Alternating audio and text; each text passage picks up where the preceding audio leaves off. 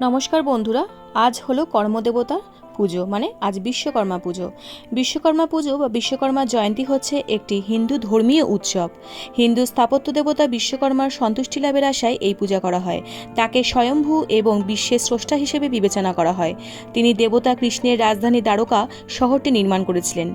এছাড়াও তিনি রামায়ণে বর্ণিত লঙ্কানগরী, পাণ্ডবদের মায়াসভা, রামায়ণে উল্লিখিত ব্রহ্মার পুষ্পক রথ, দেবতাদের বিভিন্ন গমনাগমনের জন্য বিভিন্ন বাহন, দেবপুরী এবং বিষ্ণুর সুদর্শন চক্র, শিবের ত্রিশূল, কুবেরের অস্ত্র, ইন্দ্রের বর্জ্য, কার্তিকের শক্তিসহ দেবতাদের জন্য বহু কল্পিত অস্ত্রের স্রষ্টা।